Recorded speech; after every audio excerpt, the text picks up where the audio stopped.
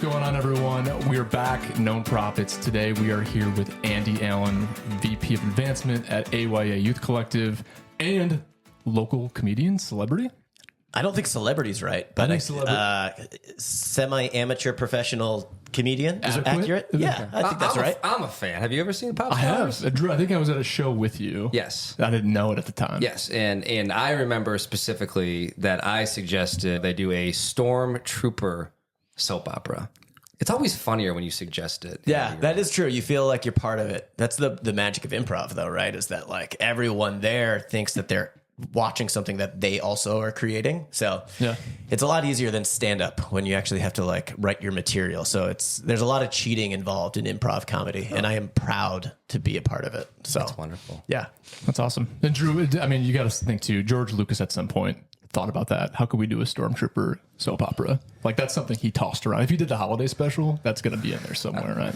I think that's right. I'm just saying. I think that's right. So Andy, it is just past Halloween. Stormtroopers, soap operas. But what I really want to know was what candy did you not like at Halloween, or what was your least favorite candy growing up someone gave you? Yeah, I've grown a lot in this space, so thank you for asking. I was not a big Snickers fan growing up, but I've come to understand that Snickers are great, especially on the golf course when you just need a little protein. Yeah. I will say that like I have 3 daughters now, and they are in love with Halloween, but they surprise me because they love giving out candy. Wow. So I have like 3 perfect human beings that I'm annoyed with because they go out and get candy and then give it away immediately.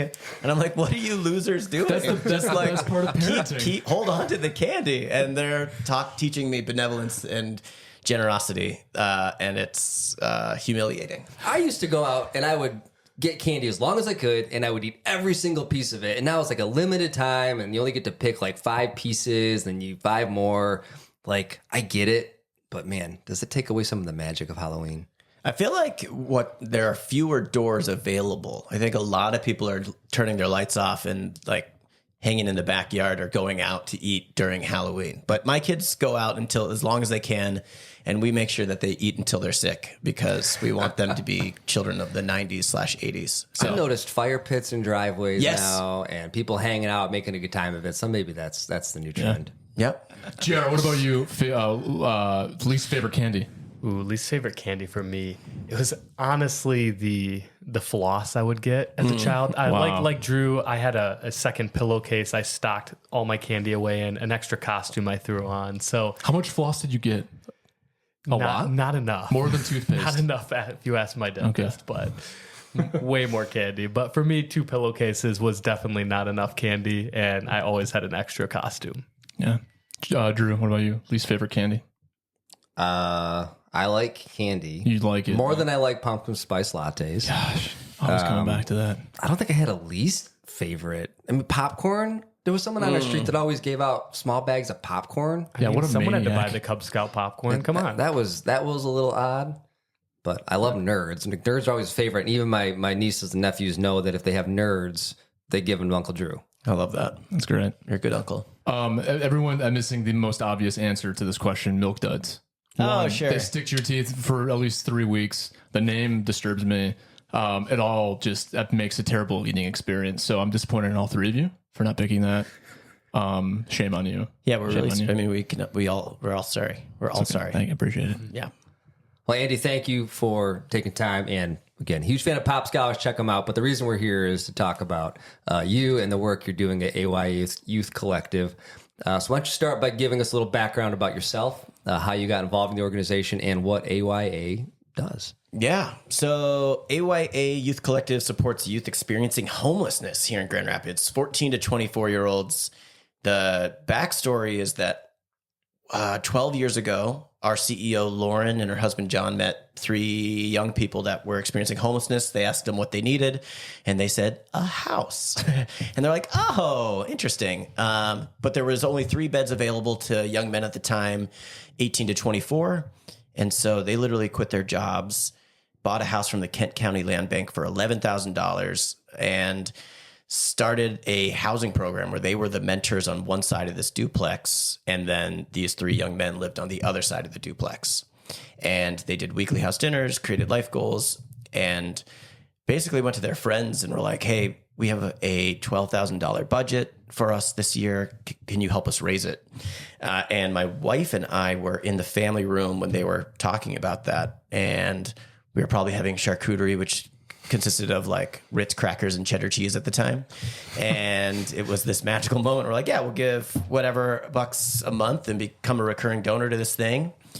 And then there was this church called Mars Hill Bible Church, still exists. And it started HQ Grand Rapids, which is a drop-in center for youth where youth can get free access to resources. And I was in the gray chairs when that thing started. Fast forward to 2020, these two organizations merged, became AYA Youth Collective. And then I was in sales and marketing my whole life. I traveled all over the place doing sales and account management, and then got into marketing stuff and wanted to apply for this job. So I read a bunch of books by a guy named Gregory Boyle. He's a Jesuit priest, books, Tattoos on the Heart, Barking at the Choir, and The Whole Language. There's a fourth book coming out right now. And that just changed my life. Read them over and over and over again. And then there was a job that came open, Director of Advancement for AYA. So I applied for that. They offered it to someone else. Oh. They turned it down, and then they offered it to me. And now I've been always working there a bridesmaid, never a bride. Exactly. I'm always a milk dud. So, the worst. Yeah, the worst. But I've been there for 3.5 years. So awesome, I get to talk about AYA every day, and it's easily my most favorite job I've ever had. That's awesome, man. One thing I'm always just curious about, and I know I've known you for a little bit, Andy, just maybe the misconceptions of youth homelessness. Yeah. I feel like you probably you interact with a lot of people. I'm sure there are a lot of people that are like, that's not a thing. Like, right. What, really? No, there's no way kids are like out and trying to find housing. What are some of those misconceptions, and like, how do you guys kind of handle that? Yeah. So 200 youth are sleeping outside every month in Grand Rapids. Wow. We see over 750 at our drop-in center. There's 2,000 youth in Grand Rapids. I'm talking 14 to 24-year-olds that are experiencing a level of instability that require resources. And they come from all demographics and all places. So the stats will tell you that like 80% of our youth are people of color, 40% identify as LGBTQ+, 22% live with a disability. All of those are giant overrepresentations of each of those demographics. And also, there are kids that were on ESPN one night and then tore their ACL, lost their scholarship, and then they were at a drop-in center 2 months later. One of my most interesting is a weird word. One of my most recent stories is I was giving a tour to this dude, financial advisor, all suited up, looked really, really good. And he just wasn't into it. Like, he just didn't care what I was saying. And I just thought I didn't have the it factor of charming them to AYA in some ways, or it just wasn't landing. And at the end of the tour, he was like, thanks so much. My son comes here every single day, and I just wanted to see what this place was like. We don't have a relationship anymore, but really grateful you guys are around.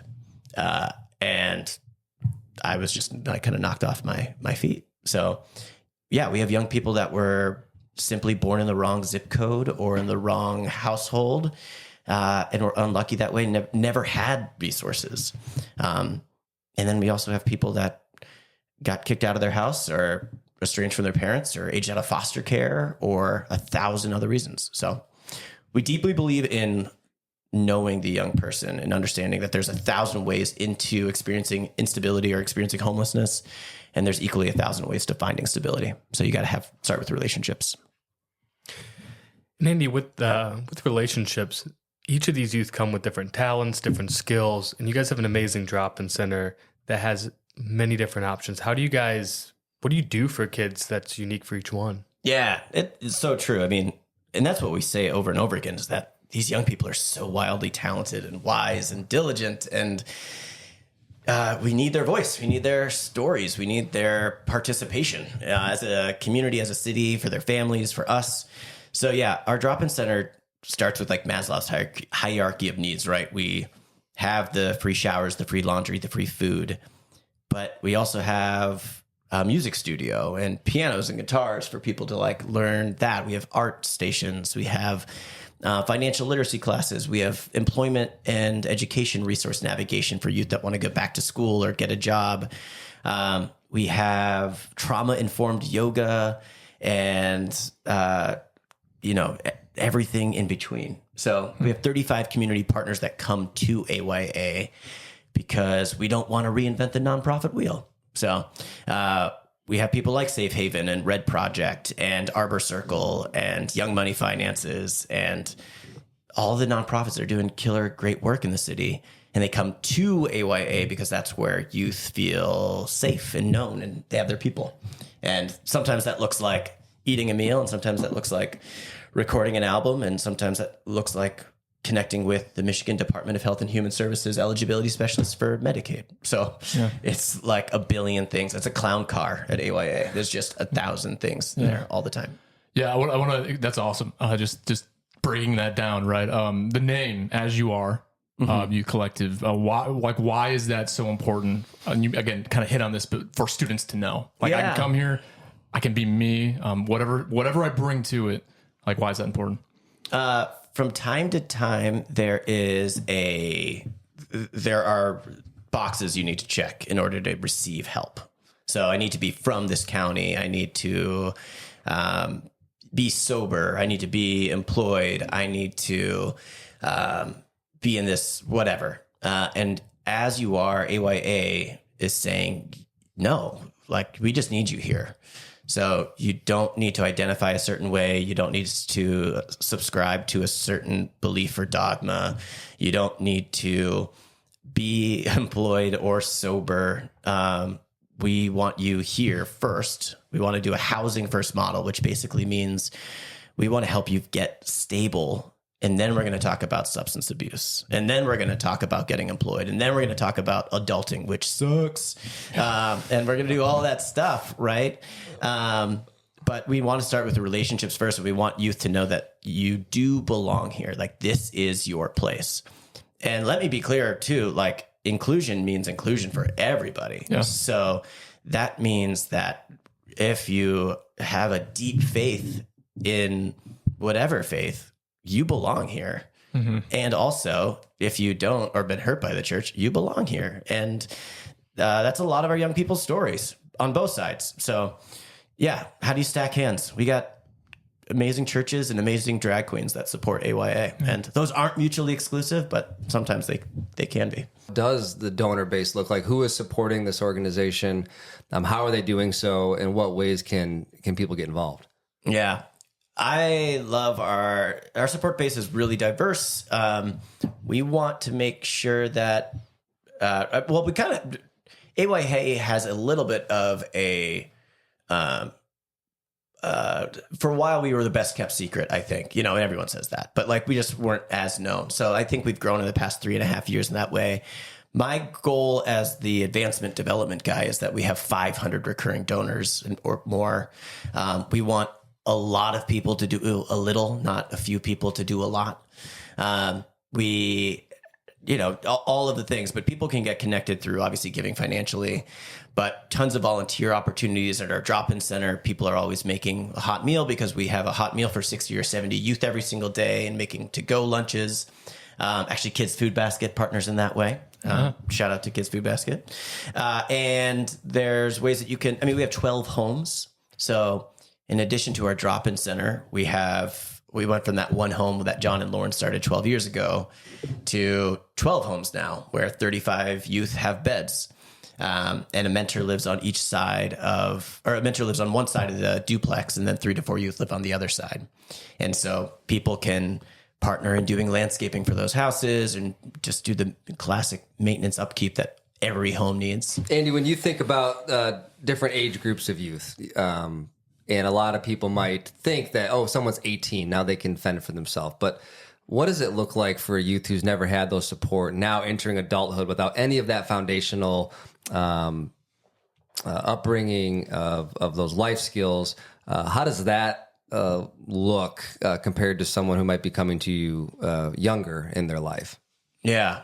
We talk about circles of support all the time and how vital that is, that often we're all in the same storm, but we're not in the same boat, so to speak, where if you have anything that happens to you, if you don't have a circle of support where family to go to or other people to walk with, then yeah, you're going to have a harder time. So for us, when roundabout way of answering your question, we partner with Arbor Circle because we can't help a ton of under 18-year-olds in meaningful ways unless we have their parents' consent, which is hard to get. But the Arbor Circle has the bridge, and they connect a lot of youth to under 17 to this 90-day shelter where they can live.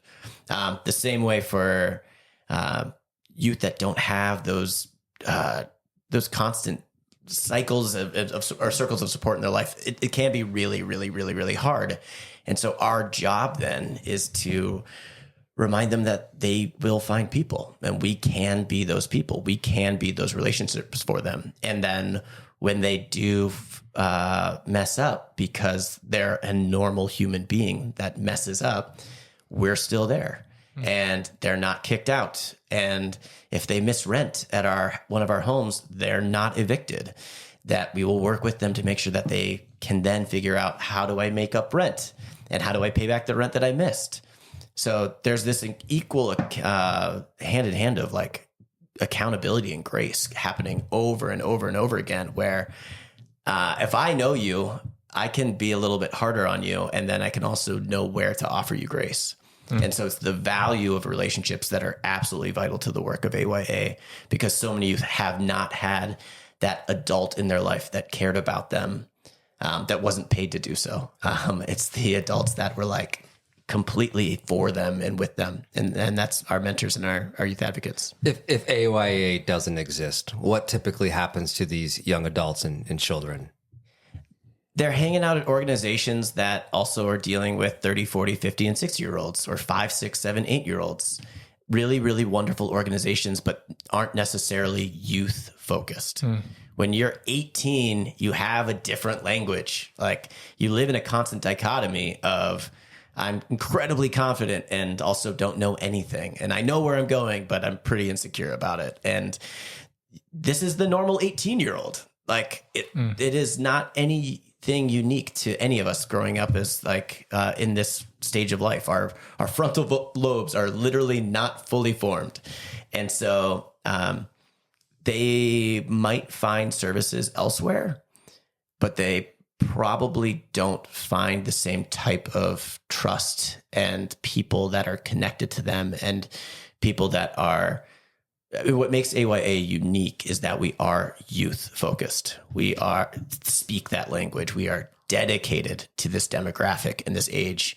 And it is so vital because 40% of adults who experienced homelessness first experienced it at the age of AYA youth.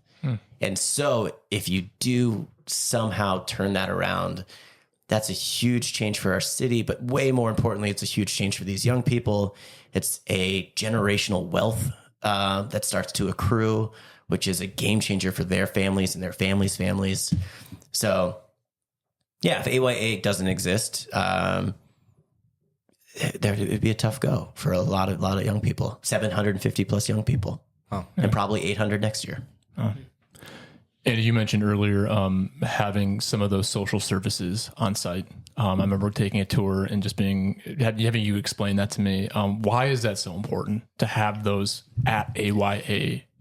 Yeah. Imagine being 18 and having to do laundry and find food and then figure out your job stuff. But you don't have an address, so you can't get your vital document because you don't know where the vital document's going to be mailed to, and you don't have an address to put on your vital document. And you don't have money because you don't have a job, so you don't know how to get to the DMV or use the bus to get to the DMV to figure out all of this. So it's not that you don't know where to go, it's that you are stuck because all of the starting places don't exist for you. And so you don't have people in your life telling you, go to the DMV first, figure out your social security card or your birth certificate, then go from there to X, Y, and Z. They'll help you with the job stuff. It takes about 2 or 3 weeks to do all of this. The alternative is that you come to AYA and you do all of that. You have free laundry, you have vital document recovery, you have employment resources, you connect with the Michigan Department of Health and Human Services.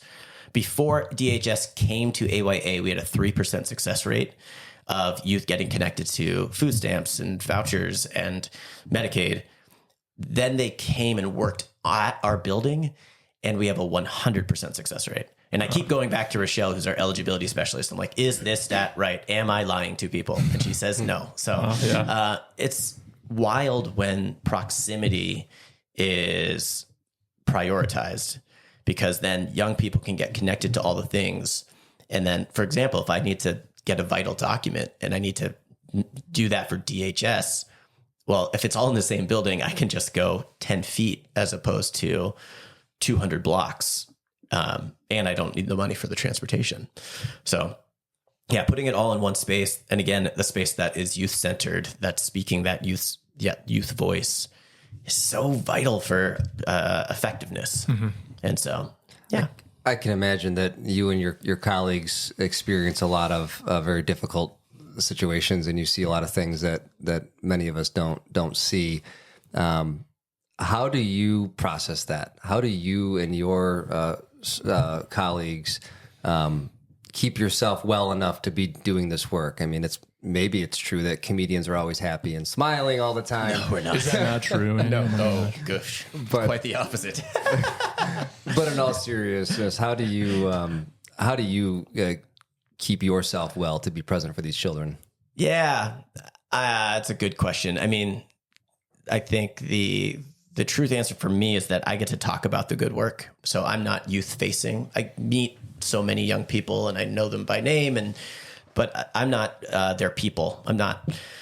So what I will say is that our youth advocates and our housing coordinators and our mentors that are doing this work, it is really, really, really, really difficult. So you're dealing with 18-year-olds that have experienced tons of trauma, tons of abuse, stories that are really, really heart-wrenching. And so it's vital for us as an organization to make sure that they do have the mental health supports for them as well, that they have adequate PTO, that they have people at AYA that are for them as well, that our mentors not only have each other, but they have housing resources, housing advocates and housing managers that rally around them to make sure that they're doing okay.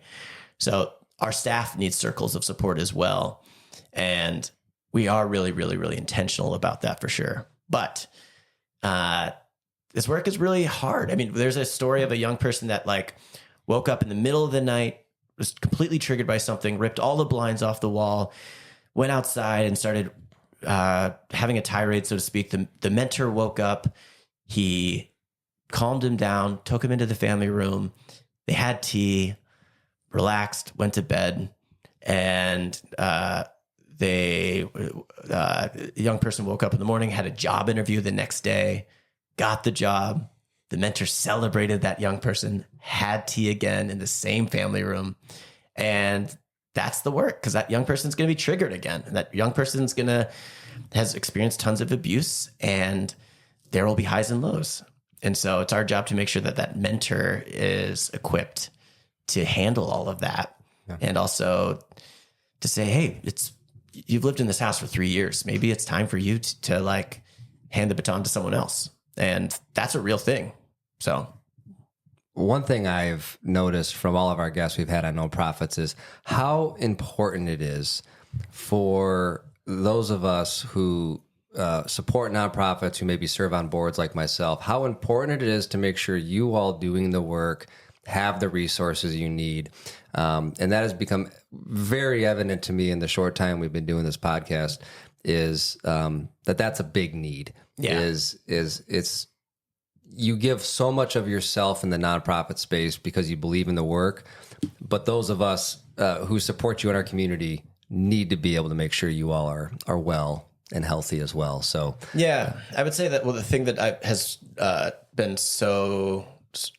struck me over and over again is that the people that work at nonprofits aren't people with big hearts only. people that work at nonprofits, hopefully, and I would say this is 100% true for AYA, are industry experts. Like they know the work. They know how to do the work. They might have their MSWs or they might have gone to school for X, Y, and Z, but they understand the work portion of the job. They also have really big hearts, but they know how to walk with young people at AYA who are triggered. And that is a skill, and that's a learned skill. It's also, you're born with it, but it's also a learned skill. I would not want you to come to me to do your taxes. I will go to a CPA for that. So people don't need to feel like they need to participate at the nonprofit world if that's not like their gifts. Like there's other ways to engage and support nonprofits that are more in line with who you are. Support those people that are doing. I'm pretty vocal when volunteers come to AYA, and it's like, you are not supporting youth when you are volunteering here. You are supporting our youth advocates because you're making a bunch of meals and you're cleaning the space. And yes, that's dignifying for our young people, but like our youth advocates then don't have to clean the space. Our youth advocates don't have to cook the meals. Our youth advocates don't have to. They can actually do case management work and they can prep for so-and-so to come in because, Luis he's got to see the therapist because he's got a job interview in a few days. And so he's got to walk through X, Y, and Z. And our youth advocates can then start doing that work because they're industry experts and they know how to move the needle from A, B to C to D to E, whatever. So yeah, people don't need to feel guilty about not working at a nonprofit. It's ridiculous. Like there's so many ways to support people that are doing the work and that are really good at it. So do what you're good at, do what you enjoy and you love, and then find ways to like help people that work at nonprofits because they like what they do too. And when you are volunteering, let the experts, especially in such a highly specialized field of working with youth and trauma, but letting the experts do the work and then finding meaningful ways to support with your time, because there are ways to support with your time, and then also with your financial wherewithal as well. Yeah, and social capital and all I love when people that have come for tours invite other people for tours to see the space. I mean, there are so many cool people doing cool things in Grand Rapids. I'd be hard pressed to find someone say that AYA is not doing good, important work, and you all can't give to us. Like, we need you to give to the thing that you care about and find out what those things are. There's food insecurity. There's domestic violence. There's, housing for all sorts of people. We are in a housing crisis, obviously.